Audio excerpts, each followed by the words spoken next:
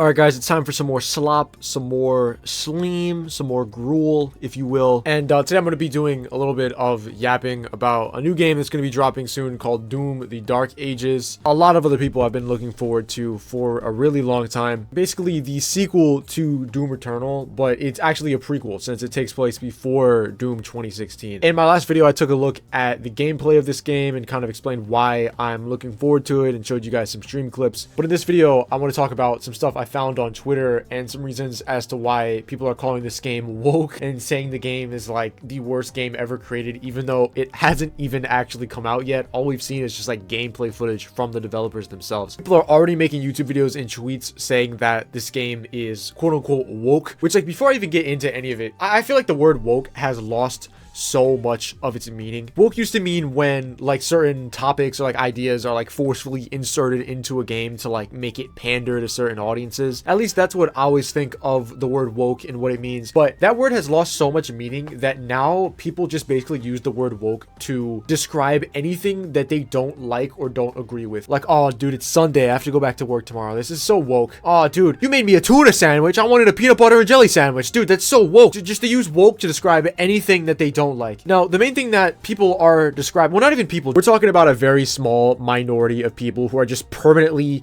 tied to their gaming chair like MODOK, who have never made eye contact with a woman before, who just spend all of their time complaining about things on Twitter. These people are saying that Doom: The Dark Ages is woke because it has a different kind of difficulty system, basically these sliders right here, and how the game is woke now because it's like pandering to people who aren't good at games or something, and how like the game is like ruined now because there's a difficulty slider and people who suck at games can like lower the difficulty to play it, which is just the most ridiculous thing I've ever heard in my life. Like, these people that are saying this and making these YouTube videos and putting up these tweets, I guess don't realize that they can just leave the settings default how they are or even make it more difficult. It doesn't apply to you at all. If anything, wouldn't you be more happy that now more people can like get into your game? Maybe now people having the opportunity to turn the difficulty down on the game with these sliders and adjust the difficulty exactly to how they want it would lead to more people playing the game and then getting good and, like, you know, being a part of the community of the game. Like, isn't that like overall a good thing? But it's just like these people are just so narrow-minded and they just want to feel like they're special and a part of like some niche special community that like not everybody can be into. So when things happen like this, they just jump to calling it woke and just have a hissy fit on Twitter. Like I said, I honestly think that having the difficulty sliders like this is a really good thing. I don't know if I would want to see a difficulty slider like this in some other games like Dark Souls or like Elden Ring. It would be kind of weird if this was put in there, but it's like, dude, it's literally a single player shooter. Who cares? You cannot adjust the difficulty slider. You can just leave it how it is. And these people that get mad about making the game easier, they just completely look past the fact that you can use these same settings to make the game more difficult as well. Like, you can adjust the game speed too. You can make the gameplay faster. You can make the enemies do damage. You can make you do less damage. You can even control the resource drops. So how much ammo and health you get from doing glory kills or from doing chainsaws and things like that.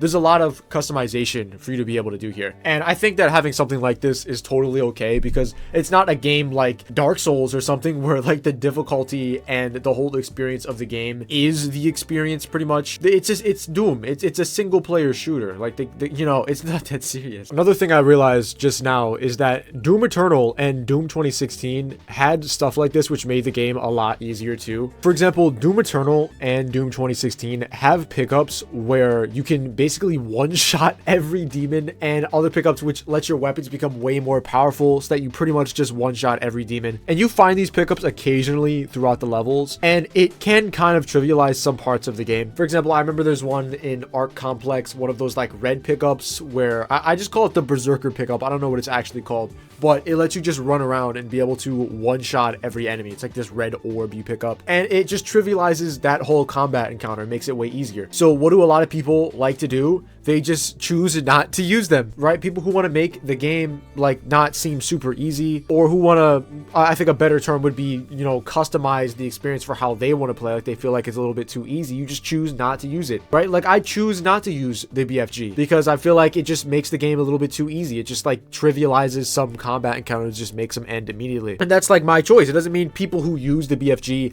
and people who pick up those pickups are like being pandered to, and it doesn't mean the game is woke. Like, Like, if anybody said this about something like that, it would be ridiculous. But like I said at the start of the video, the word woke has completely lost all of its meaning. So let me tell you what woke would actually be. Doom the Dark Ages would be woke if they decided that the Doomslayer was like bisexual or something, and there's just no reason to include that. It has like nothing to do with the story. He's just bisexual just for no reason, just to pander and try to get people who are also bisexual or something to want to play the game so they feel represented.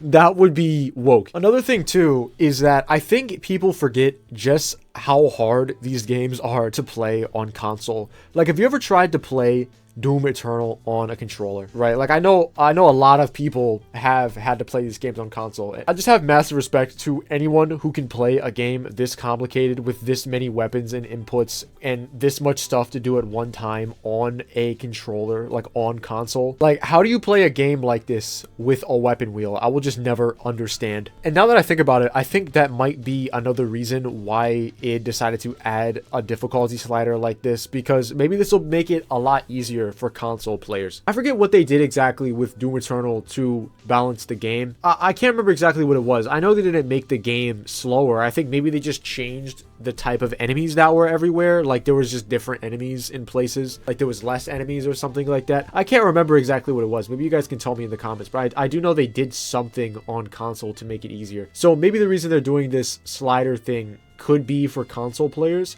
since they want to kind of have them be able to have the same experience. Because you got to remember, like, people are going to have to play this freaking thing on a controller, dude. Like, I always think of the Doom games as like PC first. I think of all shooters as PC first, really. Any shooter that I can think of is going to be easier and like better to play on a keyboard. Like, you can argue with me if you want. Just being able to aim with a mouse and be as precise as you can, and being able to look around as quickly as you can with like that precision that you can get with a mouse and keyboard. Having a gaming PC to play a shooter will always be the go-to for me, at least. So at least with this game, maybe it'll be a lot easier for people with a console, which I know is like a pretty big percentage of the people who play games. It'll make it a lot more accessible and easier for them to play. Because, dude, the last time I tried to play Doom Eternal on a controller, oh my god. I originally had the game for PS4. That's when I beat it the first time. And then I got a gaming PC. That's when I put a whole bunch of hours into the game. And then I recently tried to go back to playing it on a controller out of curiosity. And I was just like, dude, how did I ever do it? How does anyone do it? But yeah, that's pretty much it for me. Just want to do, make a quick slop video about, this topic, since I just feel that it's pretty dumb. Thanks to all the channel members. You guys are freaking awesome. If you want to be a channel member too and get a special role and a check mark next to your name in the Discord server, cool emotes to use in live chat, and support the channel, then click the join button and you can become a member for only $2.99. That's pretty much all for me, and I'll see you guys later. Have a good day.